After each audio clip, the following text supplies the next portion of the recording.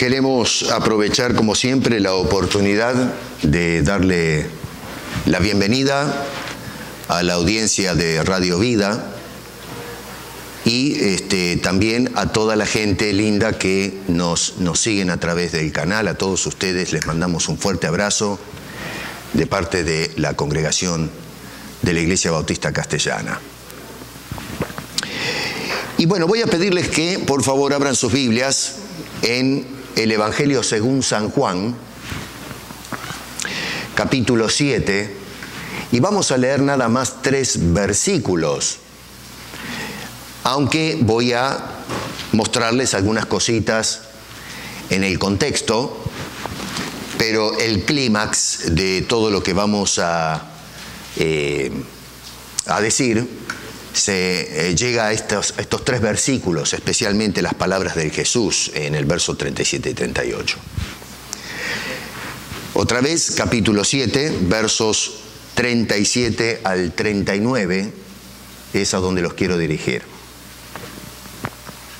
Dice el verso 37 que en el último y grande día de la fiesta, Jesús se puso en pie y alzó la voz, diciendo: si alguno tiene sed, venga a mí y beba. El que cree en mí, como dice la Escritura, de su interior correrán ríos de agua viva. Y Juan entonces después nos explica qué quiere decir todo esto en el verso 39. Esto dijo del Espíritu que habían de recibir los que creyesen en él, pues aún no había venido el Espíritu Santo, porque Jesús no había sido aún glorificado. Padre nuestro que estás en los cielos y en nuestros corazones, que por favor ministres tu santa palabra a nuestras necesidades, porque te lo pedimos en el nombre hermoso de Cristo Jesús. Amén. Sin agua en el desierto, como el siervo brama, ¿no? Acabamos de decir. Sin agua en el desierto es el título de esta predicación. A veces los cristianos, hermanos queridos, somos distraídos, o somos desenfocados, o desalineados de las cosas importantes de la vida. Y al ser desenfocados terminamos concentrándonos en las que son menos importantes y en el peor de los casos, atenti con esto, terminamos dando nuestro tiempo y nuestros esfuerzos a cosas que no tienen importancia en absoluto. En otras palabras, terminamos perdiendo el tiempo en la vida cristiana. En la segunda carta que escribió el apóstol Pablo al joven Timoteo, le dice que hay un individuo llamado Demas, un personaje que me llama poderosamente la atención a mí. Y Pablo va a hacer una protesta contra la actitud de Demas, que tendría que servirnos a nosotros, no sé si decir escarmiento, pero a lo menos advertencia. Pablo le dice a Timoteo: Demas me ha desamparado amando este mundo.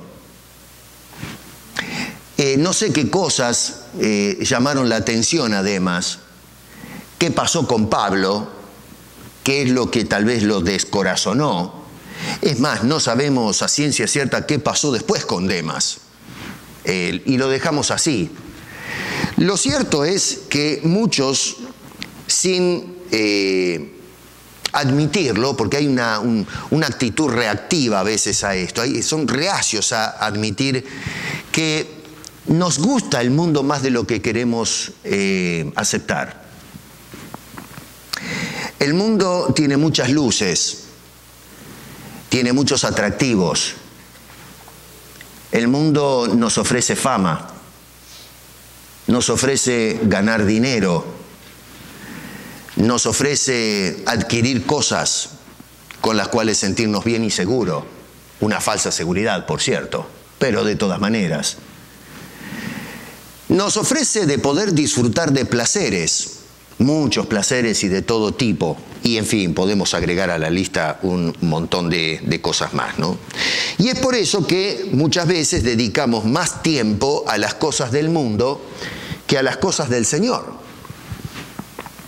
Por eso es que a veces no vamos a la iglesia, no vamos a los estudios, no hablamos con alguien, no invitamos a alguien, qué sé yo. Estamos metidos en una cantidad de cosas que entretienen nuestro tiempo y nuestros esfuerzos en ese mundo que tiene en bandeja una cantidad de ofertas que muchas veces nosotros aceptamos.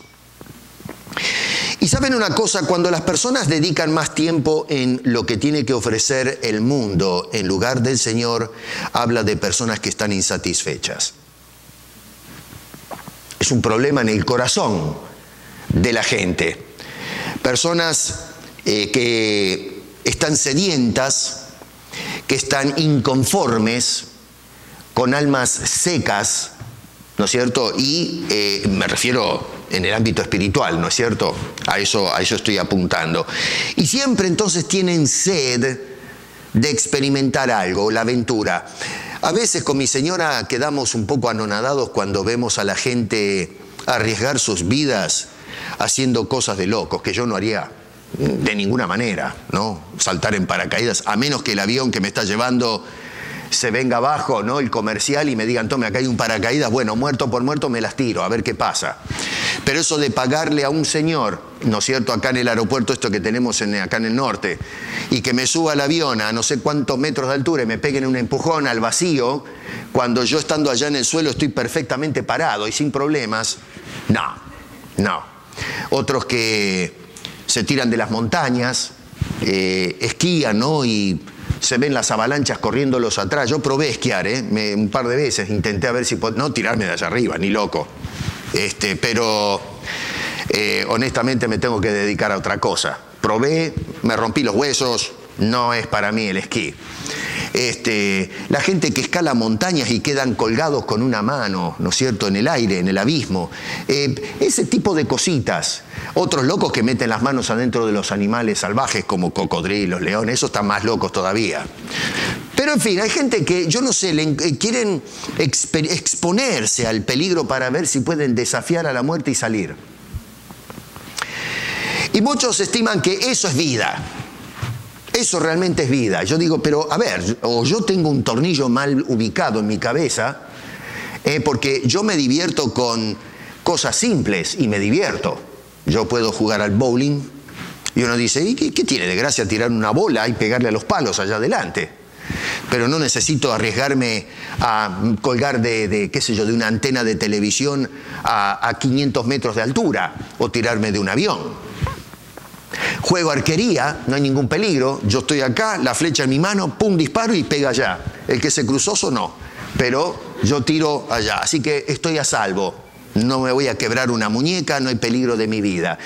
Qué sé yo, cositas de ese tipo. Y eso para mí es suficiente para divertirme, pero no, hay gente que dice, no, eso es aburrido. Y yo pienso, no es aburrido, lo que pasa es que es una cuestión de actitudes. A veces estamos disconformes con la vida y es por eso que desafiamos la muerte para sentirnos realizados. Obviamente los que son amantes de cosas de alto riesgo van a estar en desacuerdo conmigo y está bien, cada uno tiene su opinión acerca de estas cosas, ¿no? Hay algunos que se tiran de la montaña rusa, es más seguro que colgar de tirarse de un avión, ¿no? Pero usted me puede dar $500, yo ni loco me tiro de la montaña rusa, tírese usted. En fin. Ahora, la gente tiene ese asunto, que en lugar de ocuparnos de las cosas del Señor, terminamos distraídos con otras cosas. La gente, durante esta celebración que mencionan acá en el verso 37, celebraban en familia y celebraban con la idea de festejar las bendiciones de Dios en la lluvia, el agua que regaba la tierra para poder entonces tener los frutos que alimentarían a toda la nación. Y entonces lo que trataba de apuntar todo esto, en definitiva, es la satisfacción de parte de Dios de las necesidades más fundamentales del ser humano. El alimento es una de esas, el alimento y también el refugio son algunas de las necesidades más básicas de la naturaleza humana.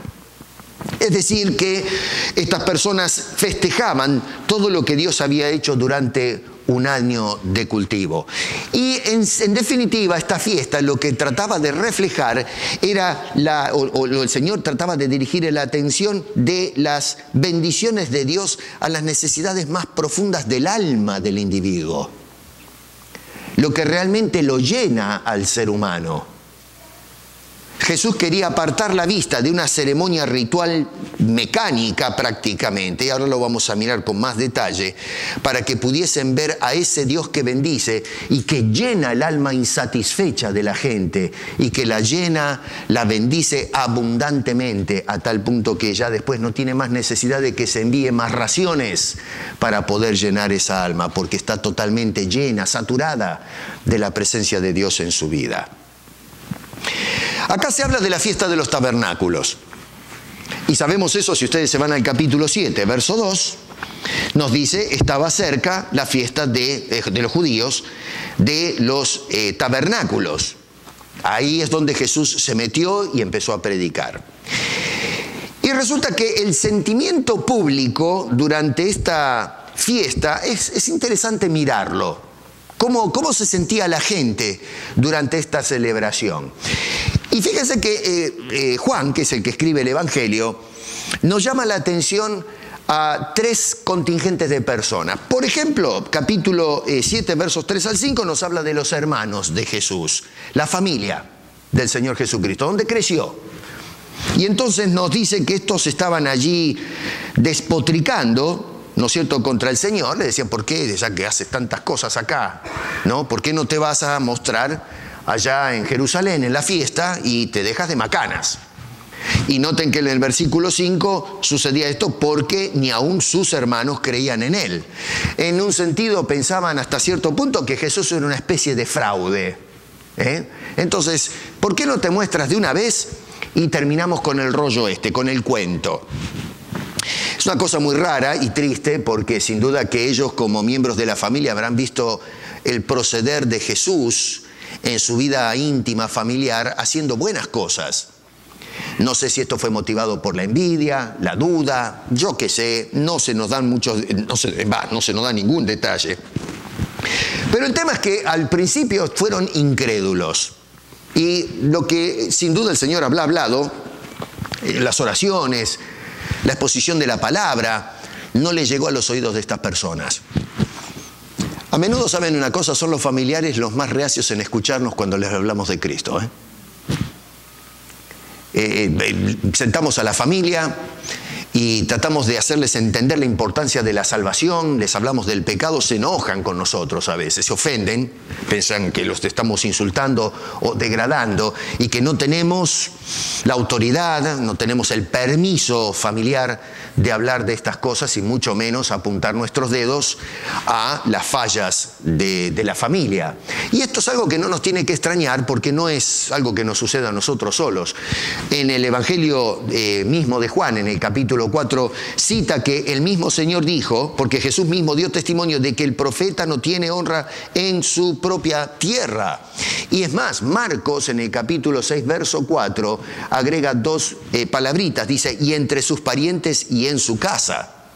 Así que, a modo de paréntesis es esto, si tú cuando compartes el Evangelio te das cuenta que tus familiares te dan la espalda, no te desanimes, no, hermano, no pienses que te está sucediendo a ti solo, al Señor Jesucristo le pasó. Así que vemos cierta hostilidad en los hermanos de Jesús. Luego tenemos a la gente. En el verso 12 del capítulo 7 dice, y había gran murmullo acerca de él entre la multitud. Pues unos decían, es bueno. Otros decían, no, sino que engaña al pueblo. Al final, en el verso 31 dice, y muchos de la multitud creyeron en él y decían, ¿no es cierto?, el Cristo cuando venga hará más señales que las que hace este hombre. Así que ahí tenemos otra vez una sociedad dividida de diferentes opiniones en cuanto a la persona del Señor Jesucristo. Y después tenemos a los dirigentes, es decir, el sector de la sociedad que formaba el grupo, o el sector religioso, el clero, los que enseñaban las cosas de la fe al pueblo. Y nos dice, por ejemplo, en el versículo 30, que en la primera parte procuraban prenderle a Jesús. Y en la segunda parte del verso 32 dice: los principales sacerdotes y los fariseos enviaron, miren ustedes, alguaciles para que le prendiesen, es decir, para meterlo preso. Y vamos a mirar que es mucho más que esto, ¿no es cierto? Ahora, acá hay una preguntita que me estuvo entreteniendo en la semana, y es: ¿por qué razón Jesús se introdujo en la fiesta de los tabernáculos en forma oculta o secreta? Los hermanos le dijeron: ¿por qué no te muestras de una vez por todas? ¿Por qué no terminamos con esta cosa, esta farsa, ¿no? Y en el verso 10, Jesús, dice Juan: pero después que sus hermanos habían subido a esa fiesta, entonces él también subió. Pero no subió abiertamente, ¿eh? Dice, no abiertamente, sino como en secreto. ¿Por qué razón Jesús subió secretamente, según el verso 10? Eso me estuvo dando vuelta.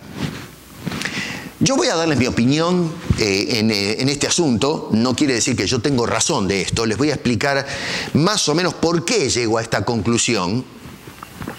Ustedes ven lo que hacen, ¿no? Si están de acuerdo o no. No es algo muy importante el asunto, pero a lo menos para hacer un ejercicio mental acerca de este cuadro y actitud curiosa del Señor Jesucristo. Porque van a ver después que al final, en la mitad de la fiesta, sí se mostró públicamente. Entonces digo, a ver, si el propósito de Jesús es mostrarse públicamente y terminar en el verso 37 hablándole a toda la gente y haciendo una invitación pública, digo, ¿por qué no entró directamente? ¿Qué tanto lío? Bueno, el tema es que si miramos con un poquito más de atención, dice el versículo 11, esta es mi teoría, dice que los judíos le buscaban en la fiesta. Los judíos se refiere no solamente a la gente, sino especialmente a los religiosos que no podían pasar a Jesús. En el versículo 32 ya les leí que dice: los principales sacerdotes y los fariseos enviaron alguaciles para que le prendiesen. El mismo Jesús denunció en el verso 19 que las intenciones que tenían esta gente era de matarlo. O sea, que no era asunto de meterlo en el bote a Jesús, de meterlo preso. No, la idea era de sacarse a este hombre de encima, de terminarlo de una vez. Así que era meterlo preso para luego, sin que la gente se dé cuenta, le daban, ¿no? Lo mataban. Jesús otra vez denunció este asunto. Dice: nos dio Moisés la ley y ninguno de vosotros cumplió la ley. ¿Por qué procuráis matarme? En el versículo 25 nos dice, por ejemplo, que no decían entonces unos de Jerusalén: ¿no es a quien buscan para matarle? Así que ya era de común conocimiento las intenciones macabras o siniestras que tenían los dirigentes de la nación en prejuicio de la persona del Señor Jesucristo. O sea que, para mí entonces es muy probable que si Jesucristo, noten que otra vez el escenario es que la gente venía de todas partes a la fiesta de los tabernáculos, de la dispersión. Jerusalén se llenaba de gente y Jesús, si entraba desde el principio públicamente, no llegaba.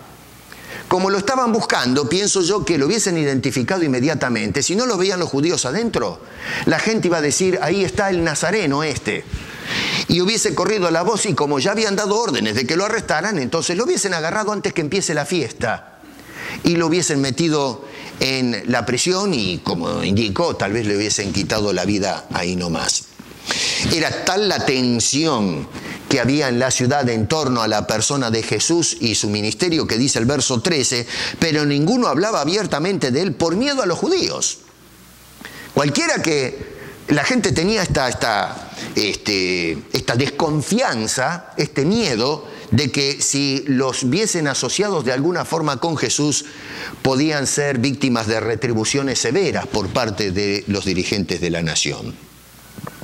Así que entonces, para evitar esto, pienso yo que Jesús se metió disimulando entre toda la gente, hasta que eventualmente en la mitad de la fiesta, nos dice allí en el versículo 14, dice que subió Jesús al templo, ya ahora sí abiertamente, y dice que les enseñaba. Y verso 16 dice: mi doctrina no es mía, sino de aquel que me envió. En el verso 20 se nos dan algunas respuestas del mensaje que predicó Jesús por parte de la multitud. Nos dice, por ejemplo, que algunos decían tiene demonio, y esto en respuesta un poco a que el Señor Jesucristo decía: ustedes procuran matarme. Y la gente, claro, se ve encajonada con esta sentencia de Jesús y tratan de cepillarse la responsabilidad y dicen: ¿quién te quiere matar?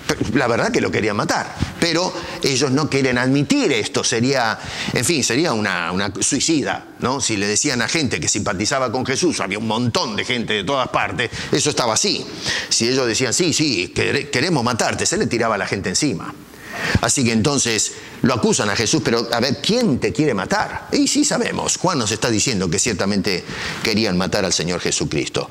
Pero otra vez había, verso 31, nos dice muchos, y noten que dice muchos, de la multitud que creyeron en Él y decían lo que nos menciona en ese texto bíblico. Los judíos intentaron apresar a Jesús, pero decidieron no hacerlo. Y la razón es, yo creo que acá otra vez hay otro movimiento magistral de parte del Señor Jesucristo, cómo manejar a las masas. Porque lo que está sucediendo ahora es que después de haber infiltrado toda esa multitud y llegar al templo sin ser arrestado y predicar públicamente, dividió las masas. Y entonces, como hubo gente que creyó en él, imagínense ustedes los fariseos con los alguaciles, que lo agarren a este hombre, lo lleven a golpes y a andas al calabozo. Se hubiese armado un tumulto terrible con la cantidad de gente que había en Jerusalén por causa de la fiesta de los tabernáculos. Hubiese sido un tremendo lío. Y no solamente eso, pero hubiese empañado la fiesta de los tabernáculos. ¿Qué acción de gracia vamos a hacer cuando se hace una cosa semejante? Ni hablar de la guarnición romana que había en la punta de la ciudad, la fortaleza Antonia, siendo que había la situación social y política era tensa y todo estaba hirviendo, había amenazas de terroristas, de levantamientos en la gente, y a los romanos no había que provocarlos muchos para que salgan con espada y lanza y empezar a dar punta, ¿no?, a toda la gente. Así que para evitar todo este lío, la gente dijo: mejor nos quedamos piolas y hagamos el asunto. Esa es mi percepción basado en lo que el perfil que nos da el evangelista San Juan acá. Eso es por si ustedes tienen la curiosidad de por qué razón Jesucristo entró en privado y después se manifiesta públicamente. Vuelvo a repetir, no es un dato muy importante en el contexto, pero vale la pena entonces a lo menos ejercitar nuestra mente. Usted puede estudiarlo en casa y mirar si tal vez ve otras cosas y después me dice, porque me gustaría escuchar otra opinión al respecto. Para poder apreciar la intervención de Jesús acá en los versos 37 al 39, en esta fiesta de los tabernáculos, tenemos que usar un poquito la imaginación. Hay que estudiar la fiesta, cómo se practica en la cultura, y tratar de meternos en la escena. La fiesta de los tabernáculos es una de las 3 grandes fiestas que se celebraban en Israel, la tercera y la última. Y la gente hacía preparativos, especialmente los que vivían lejos, para ir a celebrar la fiesta de los tabernáculos que duraba una semana entera. Y traten de imaginarse ustedes cómo los padres de familia ya empezaban a hablar días antes de la partida, no de la fiesta, sino de la partida, que podía durar 1 o 2 días. No había colectivos, no había avión, no había auto, la gente tenía que, algunos que estaban más o menos bien usaban burros, caballos no hablemos, eso era para el ejército, gente de mucha plata. La mayoría de la gente caminaba. Hoy caminamos 20 cuadras y decimos: no, que va, me llamo un Uber, un taxi, ¿no? Pero en aquel entonces caminaban, yo cuando estuve en la misión en Cuba varias veces, la gente caminaba 2 horas por el monte para ir a escuchar una predicación, una cosa extraordinaria. Bueno, esta gente caminaba más de 2 horas, caminaban a veces 1 o 2 días. Entonces en casa, el padre de familia, me imagino, ya empezaba a hablar a la esposa, conversando, armando, ¿no es cierto?, las cosas que tenían que llevar, preparando el bolsito con ropa extra, no como ahora que vamos con 4 o 5 valijas como que vamos a la guerra de Vietnam. Nosotros allá se usaba una túnica, algo para cambiar, una sandalia de repuesto porque iban caminando, cosas por el estilo. Así que iban haciendo, llevaban raciones para comer y se iban haciendo los preparativos. Probablemente sentaban a los chicos de la familia para prepararlos, hablarles de la fiesta, entusiasmarlos. Me puedo imaginar la agitación emocional de los chicos sabiendo que van a esta gran aventura, caminando, y que van a conocer tanta gente más hasta que llegaba el día de la partida. Iban saliendo por el camino de casa temprano, tenían un largo viaje. Y claro, se juntaban otros que estaban en la dispersión, se iban arrimando. Era prudente ir en grupo, no salir solos por caminos en donde no había policía, se exponían a los peligros de asaltos y cosas por el estilo. Y se van juntando otras personas. Y mientras se van juntando, se van conociendo. Se inician conversaciones. La gente empieza a hablar unos con otros, se presentan el nombre, mi esposa, mis hijos, cuántos tienes, dónde vives, a qué te dedicas. Y empiezan a sonreír, a participar de anécdotas, a hablar de la bendición de Dios, cómo nos bendijo este año con agua, con riego. Por eso vamos a celebrar a Jerusalén en la fiesta de los tabernáculos. Las mujeres se juntan con las mujeres y conversan, se pasan las recetas, qué sé yo, cosas por el estilo, y comienzan a hacer grandes amistades. Los hombres, nosotros los hombres cuando caminamos hablamos de fútbol, qué sé yo, en aquel entonces no había fútbol, pero hablamos cosas de hombres, ¿no? Qué sé yo, que jugaban en aquel entonces. El equipo de San Lorenzo, que es el mejor equipo del mundo. Cosas por el estilo. Y entonces los chicos, porque nunca me falta en la ecuación los chicos. Chiquitos que se encuentran con otros chiquitos de otra familia y comienzan a correr por todas partes, se hacen nuevos amiguitos, se suben a los árboles, los padres gritando, no te alejes mucho, vení para acá. Se van cuidando unos a otros. Luego llega la hora de parar para almorzar, la noche para hacer la fogata y calentarse antes de ir a dormir. Los chicos en brazos de sus madres cayendo rendidos después de una larga caminata, compartiendo la comida, otra vez conversando, orando juntos, las palmas para cantar algún himno, aquellos famosos salmos que cantaba el pueblo de Israel.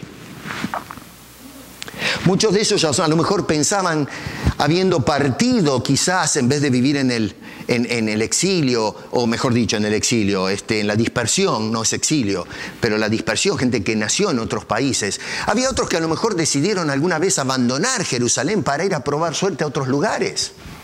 Y ahora están volviendo a Jerusalén a la fiesta de los tabernáculos, donde se encontrarían con familiares que quedaron atrás, que podrían abrazar, que podrían compartir, donde habría diálogos y preguntas. ¿Cómo te fue allá en la lejanía? Mira a mis hijos, mira a mi familia, mira lo que ha hecho Dios con nosotros. De poder conocer a los amigos con quienes crecimos, de poder recordar las calles de aquel barrio que una vez pisamos, de poder recordar los aromas de la ciudad, el caldo de gallina, qué sé yo, ¿no es cierto? Que a veces cuando volvemos a nuestra tierra y escuchamos el olor de la sopa en casa y evoca un montón de memorias. Esta gente llegaba a ese lugar después de un largo año, otros a lo mejor de mucho tiempo, y están soñando, se van a encontrar con esto. Viejos amigos de escuela que crecimos juntos, pero otra vez la distancia nos ha separado. Se comenzaba a pilotonar la gente alrededor de la ciudad de Jerusalén cuando llegaban. Y empezaban a buscar ramas y a armar los famosos tabernáculos, donde la gente empezaría otra vez a trabajar juntos, a darse una mano, porque se va a convertir por una semana por lo menos en el refugio, el lugar donde van a descansar, donde van a recordar. Y allí las multitudes, Jerusalén está rodeada dentro y fuera y en las periferias de todo este espectáculo extraordinario de estas pequeñas tiendas de ramas adornadas con telas de colores, chicos corriendo por todos lados, el bullicio de la gente, la música, las palmas, las trompetas y los himnos. Debe haber sido una escena digna de presenciar o fotografiar, pararse en el monte allá en la ciudad de Jerusalén y dar la vuelta en una vista panorámica y mirar toda esa multitud que venía de todas partes, con todas esas tiendas y colores, el ruido de la gente, la música de la gente, la alegría, la contentura, la amistad, los vínculos. ¡Qué fiesta tremenda habrá sido eso! Yo he estado en fiestas grandes.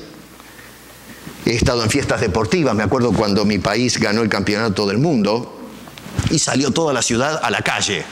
Fue una celebración tremenda.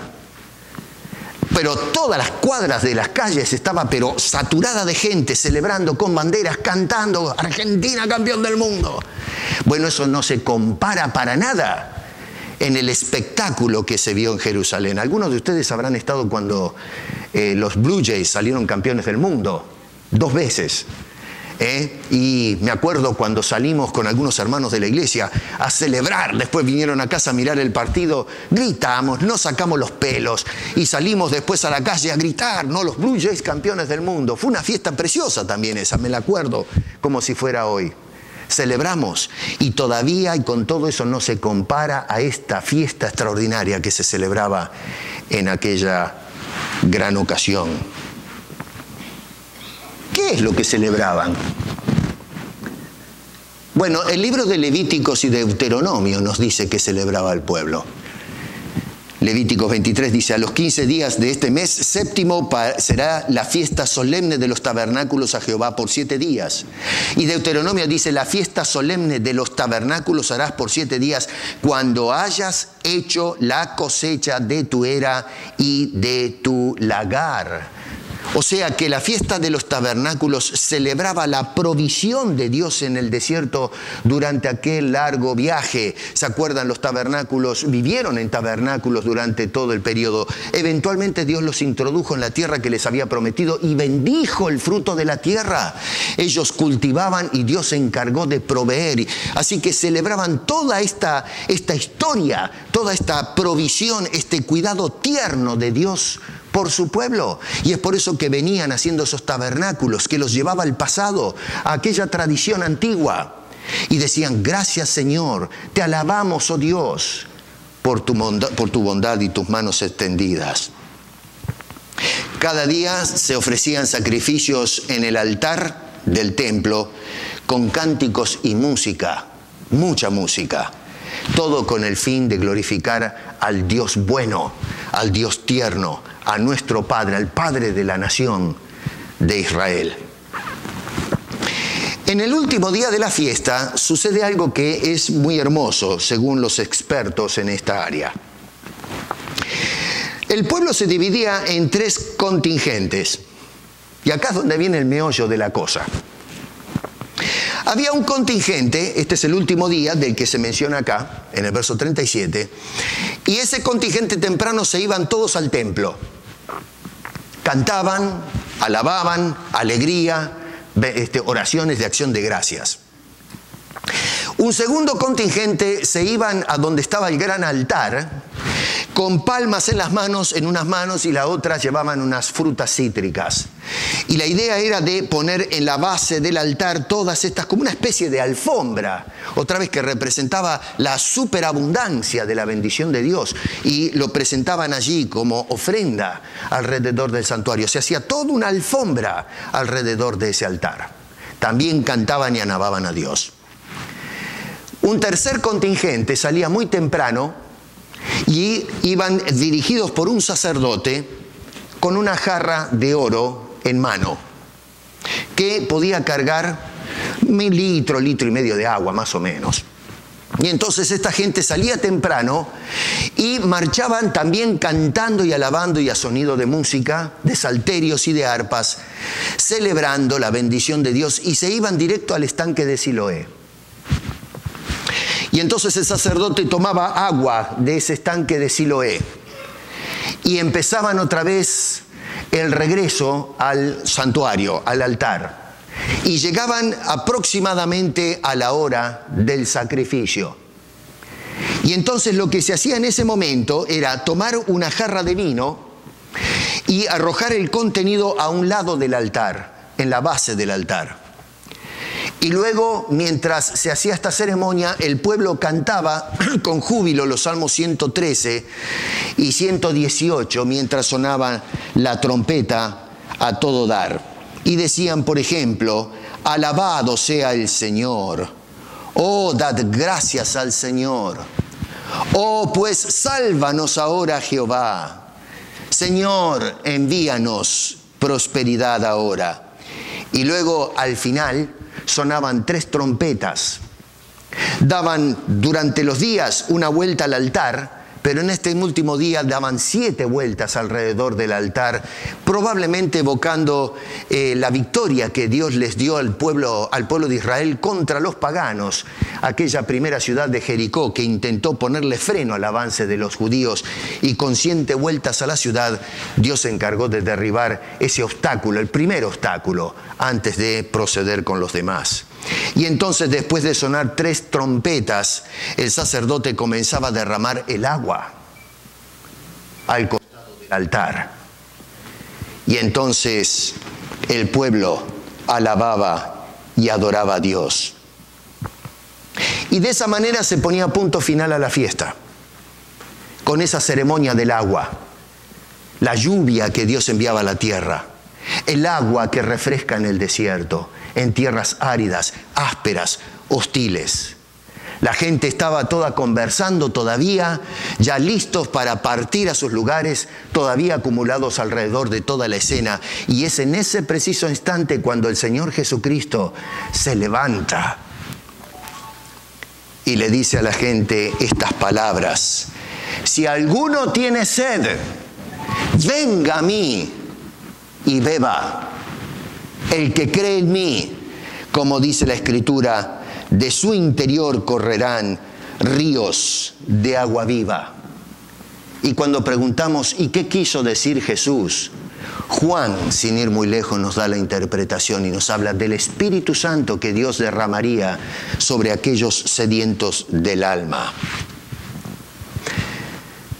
Parece hasta mentira, francamente, que en medio de una multitud hostil, de una multitud mixta, de gente que está a favor y otros en contra, y algunos que inclusive querían la muerte del Señor Jesucristo, veamos ahora al Señor dando este paso arriesgado de ponerse en el medio para cerrar la celebración, nada más ni nada menos, que eso era una cosa terrible, y que se para en medio de las multitudes para hacer esta dulce y preciosa invitación, para beneficiar a todos sin ningún tipo de discriminación.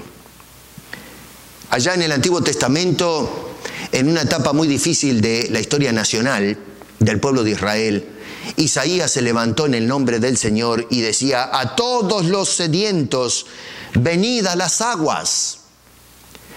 En el libro de Apocalipsis, en el capítulo 21, verso 6, dice: al que tuviere sed, yo le daré gratuitamente de la fuente del agua de vida. En el capítulo 22, verso 17 agrega: y el que tiene sed, venga, y el que quiera, tome del agua de la vida gratuitamente. Hermano querido, yo creo que no hay cosa más terrible que tener sed en el medio de un desierto. He tenido sed, pero nunca estuve en un desierto hasta morir. Pero no hay cosa peor que un alma que está sedienta, porque es un alma seca, es un alma infértil, infeliz, totalmente desvirtuada, un alma que no tiene esperanza, un alma que vive prisionera de ideales, de espejismos en ese desierto, que son irreales, son fantasías que nosotros pretendemos querer hacerlas realidad y ponemos nuestro esfuerzo para ver si satisfacen nuestras necesidades del alma. Y como son espejismos, tal vez nos satisfacen los ojos, pero después nos damos cuenta que simplemente es aire, es una cortina de humo, son imágenes inventadas por una mente que nos engaña. Y lo que el Señor Jesucristo quiere entonces es apagar la sed de nuestras almas. La sed de las almas de toda esta gente que partió desde lejos para venir a esta fiesta, pensando que solamente con esta celebración se satisfacían, pero resulta que cada año tenían que volver para celebrar y cargarse las baterías y volver otra vez a sus lugares de la misma forma que llegaron. ¿Cómo logramos disfrutar nosotros de esta agua que el Señor Jesucristo ofrece? Porque esto es algo que sucedió hace 2000 años atrás. Pero ¿cómo logro yo beber de esa agua fresca que ofreció el Señor públicamente en el monte de la historia?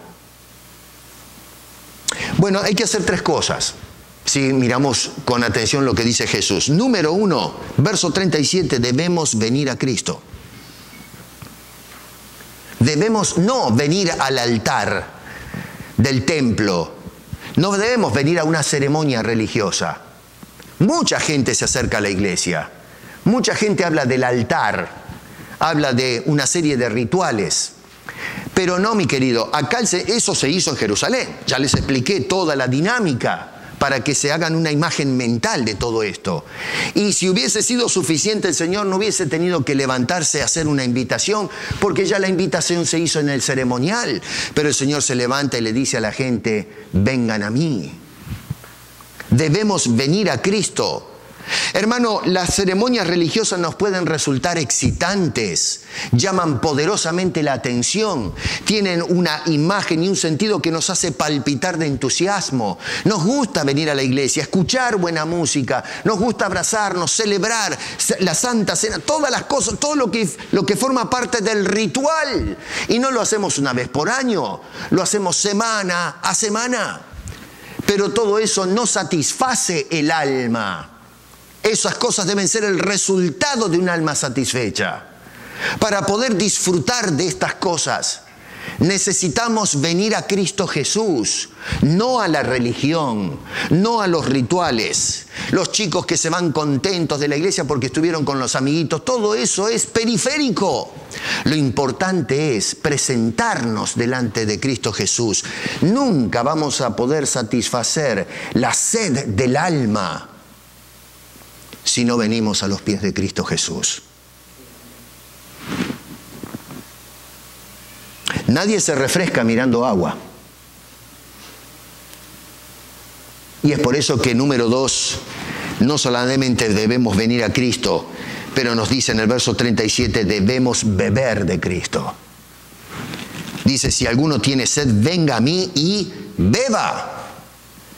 Nosotros estamos cocinándonos bajo el sol en el desierto y alguien a lo lejos nos muestra baldes de agua. ¿De qué me sirve eso? ¿Va a opacar mi sed mirando el agua a la distancia? No, Señor, me la tengo que tomar. Me tengo que apropiar de la oferta, de lo que el Señor está presentándole a toda esta gente. De la misma forma que disfrutamos de las bendiciones que ofrece Cristo, debemos nosotros ahora tratar de asirnos de esas bendiciones que el Señor Jesucristo nos ofrece. Pero tiene que ser una experiencia personal. Tenemos que aceptar lo que el Señor nos ofrece y experimentarlo en carne propia. Y la pregunta es, ¿cómo hacemos esto? Bueno, verso 38 dice, creyendo en Él. Creyendo en Jesucristo. Dice otra vez, el que cree en mí. Ahora, ¿creyendo qué? Bueno, tenemos que creer en su persona. Él es el perfecto Hijo de Dios, limpio, sin mancha, tierno, bueno, dulce. Tenemos que aceptar lo que Cristo es. No la opinión de la gente, sino lo que Dios revela en su Hijo y lo que Cristo nos mostró cuando estuvo en su ministerio público. No se trata de opiniones que yo tengo acerca de Jesús, eso no vale. Tenemos que entender que conocer la persona de Cristo Jesús. No solamente se trata de creer en la persona, pero creer en la obra de Cristo. Lo que Él hizo al dar su vida en la cruz del Calvario es un hecho histórico, pero no es para que se convierta en una página de la historia. Sí, es un hecho histórico que ciertamente ocupa una página en la historia, pero es para trascender la historia, para darnos la salvación, el perdón, la vida eterna, saciar nuestras necesidades más profundas y poder disfrutar plenamente de la bendición de Dios. Y número 3, debemos creer en las palabras de Jesús, lo que nos enseña, lo que Él ha transmitido. Cada cosa que Jesús ha dicho tiene un propósito definido, instruirnos. Otra vez estamos recordando algo que se dijo hace 2000 años atrás y parece mentira, como eso que dijo Jesús hace tanto tiempo atrás nos habla hoy al corazón. Las palabras de Jesús tienen sentido, tienen contenido, son importantes para nosotros. Hay mucha gente que he escuchado hacer la invitación con sinceridad. No hay maldad en esto. Hay quienes son malos, sí. Lo he denunciado muchas veces. Pero hay personas que hacen la invitación con mucha sinceridad, diciendo que cada vez que tú tengas sed, ven a Jesucristo. Cuando te sientes desanimado, tienes sed en el alma, ven a Jesucristo. Lo he escuchado muchas veces eso. Cada vez que tengas sed, ven a Jesús. Bueno, es una enseñanza incorrecta. La Biblia no dice que cada vez que tengamos sed, vengamos a Cristo. Porque si ustedes tienen una sed que es intermitente es porque nunca bebieron del agua de Cristo. Jesús dijo que el que beba del agua que Él ofrece jamás tendrá sed. La sed del alma será saciada absolutamente. Por lo tanto, si cada vez que tienes un problema tienes que venir a buscar el agua otra vez, es porque nunca probaste el agua de vida y que salta para vida eterna. Esto fue justamente lo que el Señor le dijo a una mujer de Samaria. ¿Se acuerdan la historia de la mujer samaritana? Esta es una mujer que tenía una vida cuestionable y salía a cierta hora del día cuando la gente no salía a buscar agua, probablemente en la mitad del día cuando el sol caía vertical. Y ahí encontró al Señor en el pozo del pueblo. Y el Señor le dijo a esta mujer, cualquiera que bebiere de esta agua, la del pozo, dice, volverá a tener sed. Volverá a tener sed. Pero entonces en el verso 14 le dice, mas el que bebiere del agua que yo le daré, no tendrá sed jamás. No necesitarás volver a buscar ese pozo, porque estarás completamente renovado. Cambiará toda tu naturaleza, esa naturaleza sedienta de experiencias que ofrece el mundo y cosas por el estilo, de lo religioso, lo que me llene, me entretenga, me divierta. Todo eso va a pasar, va a ser periférico, no va a ser importante. Lo que vamos a disfrutar es esa satisfacción interior renovada que es efectuada por la obra de Dios en cada uno de nosotros. En el verso 10 le llama agua viva, lo mismo que dice acá en el capítulo 7 del Evangelio de Juan al final, en el verso 38, correrán de su interior ríos de agua viva. ¿Qué quiere decir esto? Agua viva quiere decir agua corriente, agua que fluye, agua que está saltando. No es el agua estancada en un pozo. Es un agua que parte de un lugar, de una fuente, y sigue su curso refrescando todo lo demás. La lluvia de Dios es agua viva. Bendice, tiene un resultado. Y la lluvia que Dios derrama en nuestros corazones en el agua que nos da Cristo, es eso, es un agua que es viva, es eficaz, refresca, vivifica, pero luego bendice a otros, sigue circulando, sigue haciendo su trabajo, sus resultados. Esa agua, nos dice Juan, es el Espíritu Santo en nuestras vidas cuando venimos a los pies del Señor Jesucristo.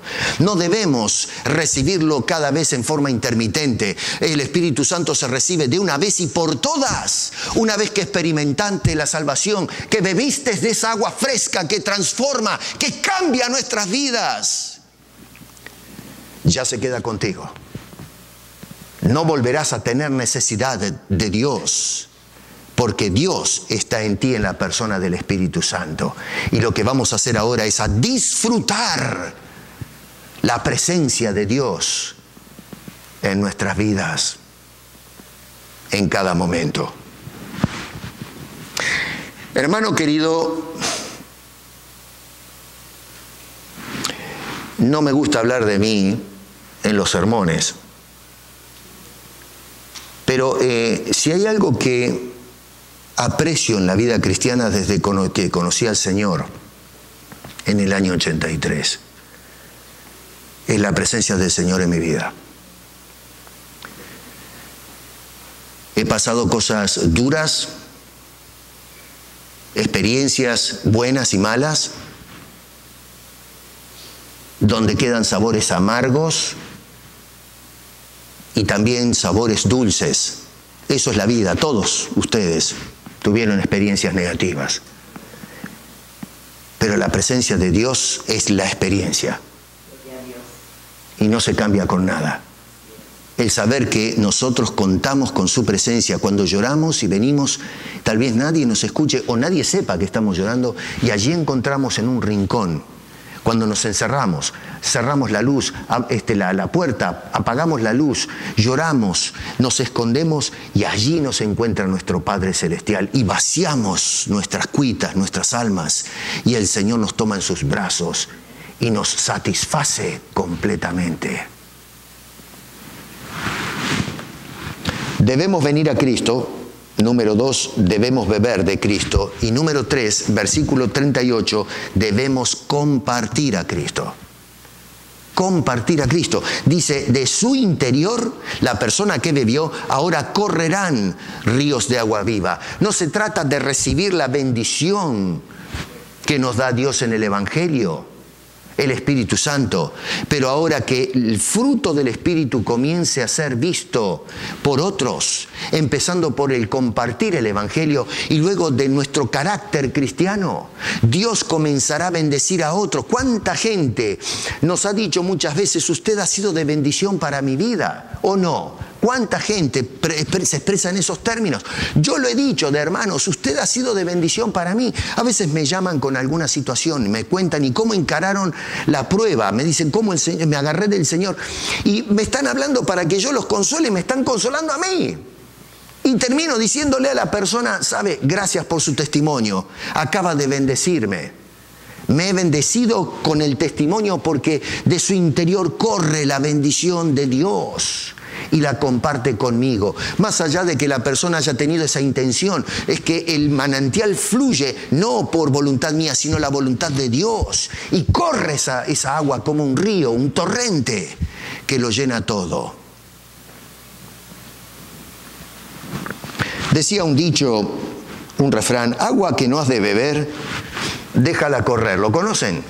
Es un refrán que lo uso mal, porque está fuera de contexto en lo que se indica acá, porque ese refrán significa de originalmente no involucrarse en lo que no nos corresponde, no meter la nariz donde no debemos, básicamente, ¿no es cierto? Entonces, donde no te llamaron, déjalo pasar. Bueno, pero en este caso le doy un giro a este asunto, porque sí hay que involucrarse. Sí tenemos que involucrarnos. Si yo he bebido del agua que ofrece Cristo, ofrécela, pásala al otro. Hay un famoso himno que yo cantaba que muchos le llamaban La Chispa. No se llama La Chispa, se llama Lo debes compartir. No lo voy a cantar ahora, Cifredo se debe acordar de eso, ¿no? Me decían, algunos me decían La Chispa, inclusive a mí, porque la canté hasta que se aburrieron de escucharla esa canción. Pass it on. Lo debes compartir. Un hermoso himno, una hermosa canción. Nos habla de que debemos incluso subir a las montañas y gritar a voz en cuello desde ahí arriba. Cómo me refrescó, me transformó, me cambió el Señor. Y poder invitar a todo el mundo de esa bendición de Dios. Bueno, eso es lo que hizo Jesucristo. El Señor se levantó allí en ese lugar cuando cierra la fiesta y en voz en cuello decía, vengan, beban lo que yo tengo para ofrecerles. Hablando del Espíritu Santo. ya no en medio del pueblo, sino en medio de ellos, en el corazón de ellos, de cada uno de ellos. No es buscar a Dios, hacer el largo viaje para encontrar a Dios en el templo de Jerusalén y darle gracias. No necesitas hacer un viaje, estás en tu casa y tú eres el templo ahora del Espíritu Santo, a quien puedes decir: gracias, Señor, por tu bendición, gracias por tu salvación, gracias por el tabernáculo eterno con el cual me has cobijado, me has amparado, y estoy en este éxodo, viviendo en ese tabernáculo, la presencia de Dios, para entrar a la patria celestial. Y tú cuidas de mí, me alimentas, me proteges, me amparas, me sacias completamente. ¿Cómo reacciona la gente cuando escuchan esto? Para ir terminando. Verso 4, unos le daban crédito a Jesús. Verso 40, debo decir, no 4. Verso 40. Mírenlo ahí en sus Biblias. Le dieron crédito, pero crédito sin mayor trascendencia. Gente religiosa. Otros, verso 41, reconocían a Jesús como el Mesías. Este es el prometido. Este es el Salvador. Y había, verso 41, quienes dudaban de Jesús. ¿Quién será? Por ejemplo, sus hermanos y muchos de la multitud. Y en los versos 43 al 44 resume todo diciendo: verso 43 había división de opiniones. ¿Lo ven? Y en el verso 44 que había hostilidad prudente, porque otra vez no querían poner una mano a Jesús para que no se levante un flor de lío en la fiesta y terminen golpeados y lastimados estos hombres, sino por el pueblo, la chusma, de repente por los escuadrones militares que había de Roma en ese entonces. ¿Qué actitud asumimos nosotros cuando volvemos a recordar esta historia? Porque Juan se tomó el trabajito de contarnos cómo respondió la gente. ¿Pero para qué? ¿Para qué? ¿Para qué la narrativa? ¿Para escribir un libro de historia? No, lo que está haciendo es que de su interior corra ríos de agua viva, y nos está bendiciendo con la historia para que reflexionemos en ella, para que escuchemos la voz del Señor todavía haciendo esta invitación preciosa de acercarnos a Él, de beber de esa agua fresca, de ser sellados con el Espíritu de Dios, de que nuestra sed sea apagada de ahora para siempre, que no volvamos otra vez a buscar a Dios porque, Señor, no quedé satisfecho, hiciste el trabajo pobremente, mediocremente, me hiciste la mitad del trabajo, vengo para que lo termines. No, Señor, Dios no hace las cosas por la mitad, Dios no es irresponsable. Dios ofrece bendición plena, absoluta. ¿Qué es lo que ofrece Jesucristo en una sociedad mixta de ideas, en medio de religión mecánica como se suscitaba en el pueblo de Israel? Las cosas lindas que ofrecían estas experiencias, este viaje, todo este preparativo, pero que entretienen y hasta cierto punto a veces distraen de las cosas más importantes para el alma. Bueno, Jesús nos ofrece agua fresca, te ofrece salvación, te ofrece perdón de los pecados, te ofrece vida eterna. Bebe del agua que ofrece Cristo. No sigas con un alma seca, sedienta, que se va muriendo lentamente. Acércate al Señor y toma de lo que Él tiene para ofrecerte. Y entonces vamos a experimentar lo que una vez experimenté cuando conocí al Señor. Verdadera paz para mi alma. El apóstol Pablo, años después, diría en Romanos 5:1, justificados pues por la fe, paz tenemos para con Dios por medio de nuestro Señor Jesucristo. Hermano querido, esta multitud vino a una fiesta y se fue, muchos de ellos, de la misma forma que vinieron. Pero otros tomaron nota y bebieron no de la jarra que trajeron de Siloé, sino de la jarra de Cristo, y fueron saciados para siempre. ¿De qué agua quieres beber? ¿Cómo se encuentra tu alma? Hoy es el día en que puedes acercar tus labios y besar ese arroyo fresco que te ofrece Jesús para calmar tu sed, refrescar tu alma de una vez y para siempre. Eso es la oferta que hace nuestro precioso y bendito Salvador. No solamente recibas este mensaje, pásalo, compártelo, grítalo desde las alturas, para poder entonces apagar la sed de muchos, porque hay agua fresca en el desierto. Señor, gracias por este manantial de agua fresca que podemos disfrutar en Cristo Jesús.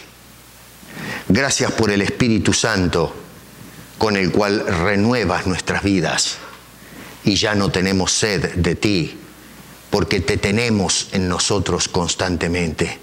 No tenemos escasez de Dios, sino tenemos abundancia de Dios en nosotros, en el Espíritu Santo. Gracias por el Espíritu Santo. Gracias por tu presencia en nuestras vidas. No nos hace la religión, tú nos haces, Señor, y por eso somos religiosos. Gracias, gracias en el nombre de Cristo Jesús.